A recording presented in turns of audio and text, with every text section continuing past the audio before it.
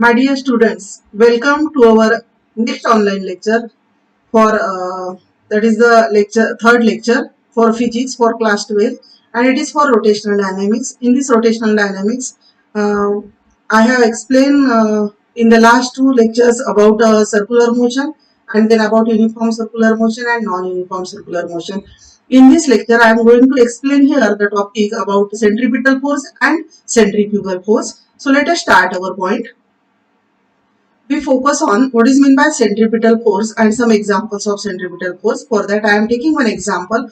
First, I am focusing on the definition of force or the meaning of force. You experience this in your daily life. We experience so many examples of force. Suppose I am taking one example. Suppose we are sitting in a car and the car is moving forward in a straight path, in a rectilinear path. In that case, suppose the speed of the car increase by accelerating it, means when the car is accelerate and there is the increase in velocity, we feel some backward push and we press towards our back seat. And when the car is in the retarding motion, means it retards, means its velocity decreases by applying force. How it can be possible? By applying brake.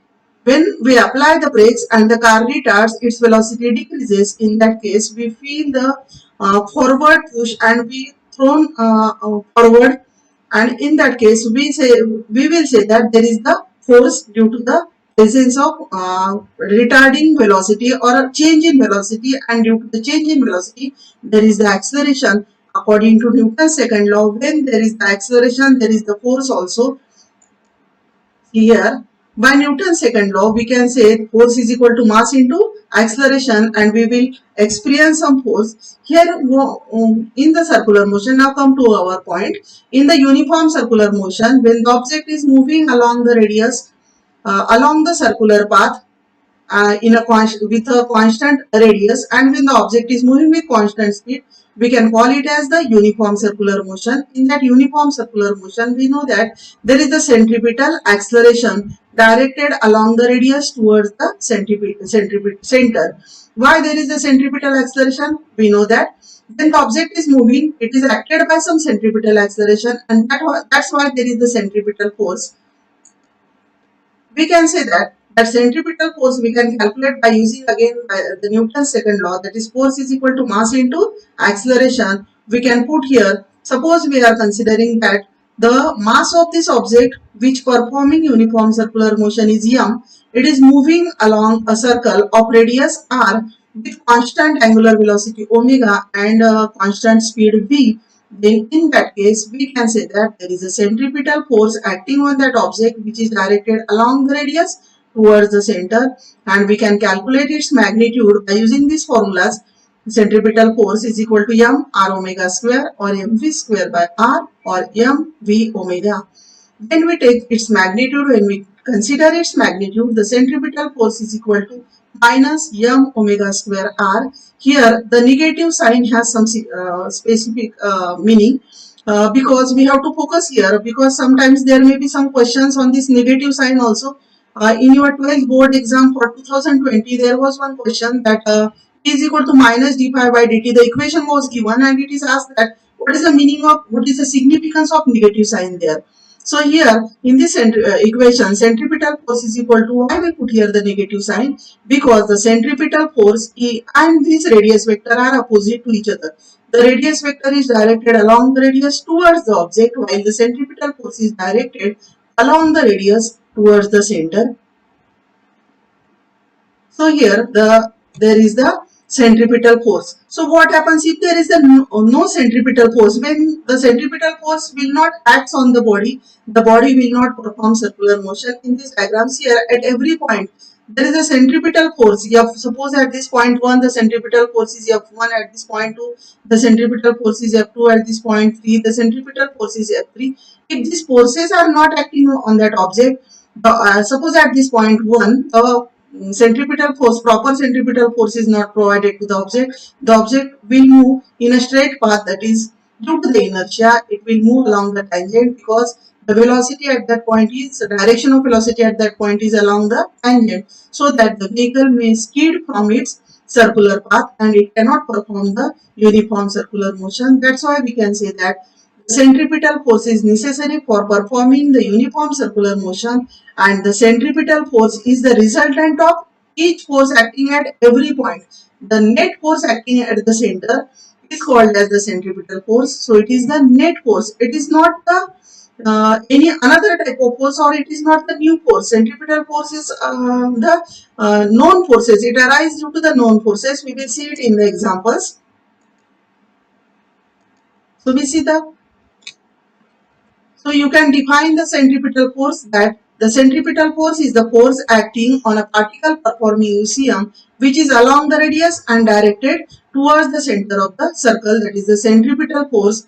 We can say the force providing the centripetal acceleration is the centripetal force.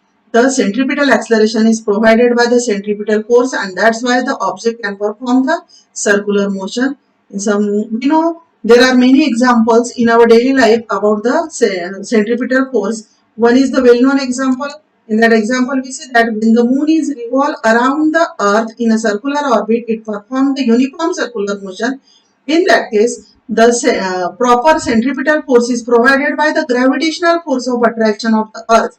The earth provide the proper gravitational force, and that gravitational force act here as a centripetal force, and that's why the moon can revolve around the earth in a circular motion. It can perform the uniform circular motion.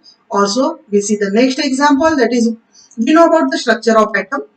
In the structure of atom, when the electrons revolve around the nucleus in a particular orbit, it performs the uniform circular motion. In that case, the necessary centripetal force is provided by the electrostatic force of attraction. So the electrostatic force of attraction is one known force. Here the gravitational force is also one known force. Again, I explain the third example, that is when we are sitting in a car. Again, I take the example of car because we all like to sit in the car. And suppose we are sitting, you are sitting in a car and the car is performing circular motion. The car is moving along a circular path. In that case, it has to perform the circular motion. In that case, when the car is moving on the road, the tires and the road surface, there is a frictional force between the tires and road surface. That frictional force provides there the proper centripetal force. Thus, in these three examples, we have said that, we can say that in the first example, we saw that the gravitational force provides the centripetal force. In the second example, we see that the electrostatic force provides the centripetal force, and in the third example of that car, we can say that the frictional force provides the centripetal force. Thus, all the known forces acts at in different cases as a centripetal force. So, centripetal is the name given because the force is directed along the radius and towards the center. So, this is about the centripetal force.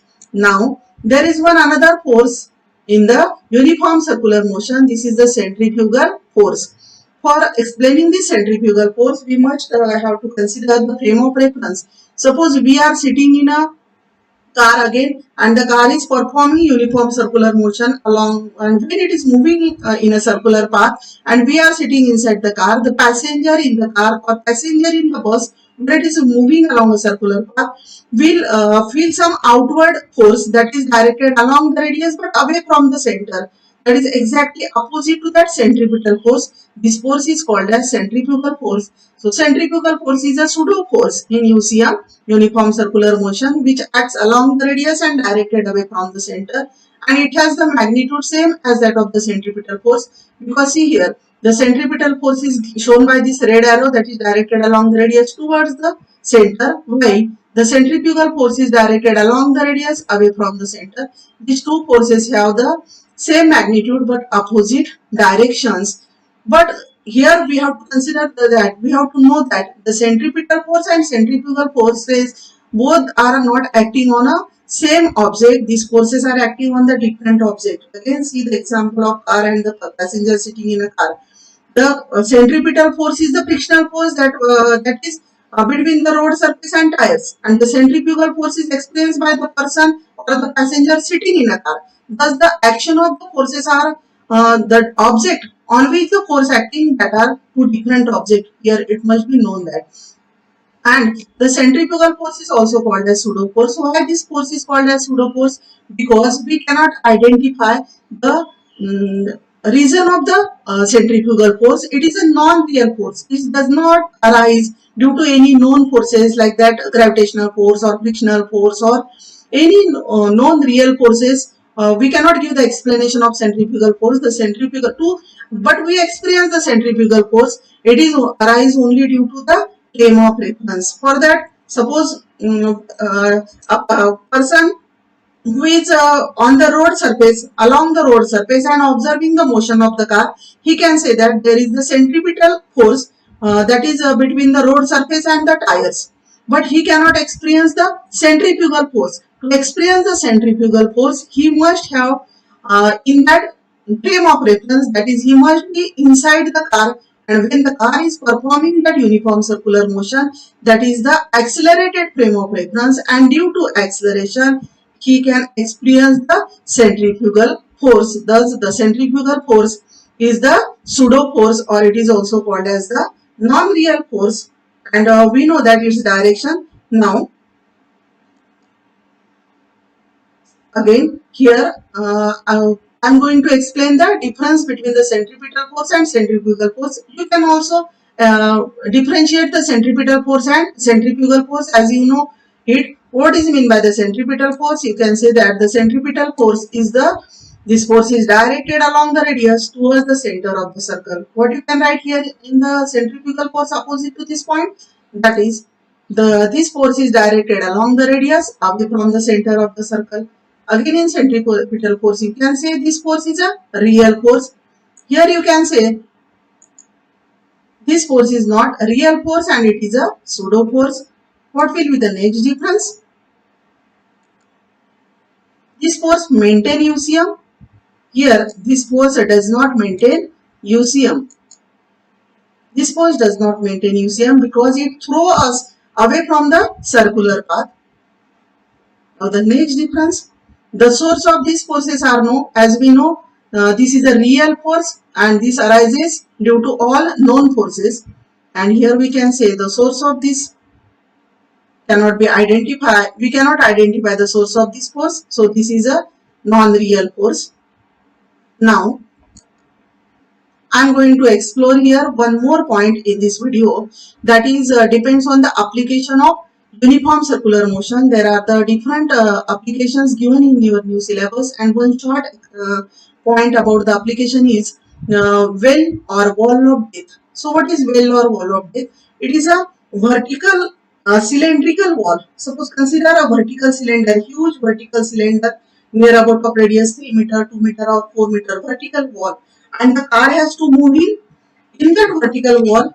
See here, when the car is moving on the plain road, how it move? In this direction. Here the normal reaction force is applied on the car in the upward direction, and the weight of the car is acting in the downward direction. When the car is in a plane, horizontal plane, here the upward force, normal reaction force, and the weight mg balance to each other. They are exactly opposite to each other. In a vertical cylindrical wall, suppose we consider here, this is the part of section of this vertical cylindrical wall, and how the car moving in this car becomes totally vertical. See here, and car has to move along that circular path and perform uniform circular motion. How it can be possible? But it is possible, and you can see it in some stunts and in some fair also. So how it is possible? When the car is moving here, the frictional force is provided again between the tires and the road surface. The proper frictional force provided the centripetal force. So the car has to maintain some particular velocity and it has to move with some particular speed limit. The velocity is fixed, and in that case it can move in that circular path. So we see here you have to find what will be the minimum velocity with which the car can be moved in that vertical cylinder, and with safely, and so that it will not skid, it will not fall. So for that we consider a car of mass m moving in a cylinder. Let m is the mass of the car. We consider that v is the velocity with which the car is performing uniform circular motion, and r is the radius of that wall. In that case, suppose here at the point mass we consider, suppose here is our object which is performing the uniform circular motion in that well of death. What are the forces acting here? One force is the frictional force that is present between the rods and the tires. One force, that is the weight of that car acting vertically downward. See here, the frictional force and the weight are opposite to each other and the normal reaction is completely perpendicular. See here, when the car is in this position, when the car is horizontal, the normal reaction is opposite to weight. But when the car becomes vertical, now the normal reaction is perpendicular to the car and the frictional force are in the upward direction and weight is in the downward direction, and the frictional force is balanced by its weight and there is a only resultant force acting on the vehicle, that is the normal reaction force. So we can say that, and that normal reaction force provides the centripetal force. So we can compare these equations. We can say that the normal reaction is equal to mr omega square, because we know that the centripetal force, we know the equation for centripetal force, that is mr omega square or equal to mv square by r, and we can compare the weight mg with the limiting force of static friction. And in 11th class you have studied the force of static friction. What is meant by static friction? Here the force of static friction Fs, which is always less than or equal to mu s into n. Here mu s is the coefficient of static friction, the limiting force of static friction and the normal reaction. The ratio of limiting force of static friction and normal reaction is always constant. That is called as the coefficient of static friction. So we get here this equation Fs is less than or equal to mu s into n. Now we can say that here n is equal to mr omega square or mv square by r. We can say that mg, that is mg, is equal to fs. So we can put here mg is less than or equal to, instead of fs we can put mu s into n, and at the place of n we can put this equation mv square by r. So we get this equation mg is less than or equal to mu s into mv square by r. Now here the m on both the side of equation will get cancelled and we get this equation, that is g is less than or equal to, g is the acceleration due to gravity, that is less than or equal to mu s into v square by r. And from this equation we can find the equation for v square, that is v square is greater than or equal to rg upon mu s. This r goes here and mu s here and we get this equation. And so we can find the minimum velocity, that is v minimum, that is equal to under root rg upon mu s. By putting the value of radius of that wall and by putting the value of acceleration due to gravity and coefficient of static friction, we can calculate this minimum velocity with which the vehicle can move safely along that cylindrical wall, and though it is in vertical. There is one problem given in your book. Directly I explain here, this problem is given. A motorcyclist to be treated as a point mass here is to undertake horizontal circle inside the cylindrical wall of well of inner radius 4 meter. Coefficient of static friction between the tires and the wall is 0.4. Calculate the minimum speed and the frequency necessary to perform this stunt. And again here given, use g is equal to 10 meter per second square. So three values are given here. The radius of wall is 4 meter, the coefficient of static friction is 0.4 and the acceleration due to gravity is 10. And we have to calculate the minimum speed and frequency. So we know the formula for minimum speed, v minimum is equal to under root rg by mu s. By putting these values we can calculate this. This is 10 meter per second. And how we can calculate the frequency? The frequency is equal to v minimum upon 2 pi r, because velocity is equal to distance upon radius. From this we get this formula v minimum upon 2 pi r. We can put the value of v, that is 10, and 2 pi r we get that the revolution per second, that is the frequency is 0.4. This example is depends on that our last point, that is the wall of death. So at the end of this topic, I hope that students, you might be able to give some answers to the questions and you can find the answers of that questions. So I am giving you here the home task, and in the home task I am giving you some questions and you can find the answers of that question in the video itself. So what are the questions we see? What is centripetal force? State its equations. You can find the definition and its equation. You can define it. What is the next question? What provides the centripetal force to a satellite revolving around the Earth? What is the next question? What provides the centripetal force for electrons to go around the nucleus? What is centrifugal force? Why centrifugal force is called as pseudo force? Because we know that, I am again going to explain here, the centrifugal force does not arise due to any known forces. We cannot identify its source, and that's why it is a non-real force, and it arises only due to the accelerated frame of reference. So it is called as the pseudo force. Can centripetal force produce rotation? Think about it. The centripetal force cannot produce the rotation, but it performs the revolution. It provides the circular motion. Passengers are thrown outward when the bus takes a circular turn. Why? And the last question is, distinguish between centripetal force and centrifugal force. My dear students, to find the answers of all these questions, you have to watch the video again and again and very carefully. You will find the answers of these questions in the video itself. If you can give the answers yourself, you may consider that you are able and you understood the topic very well. Thank you.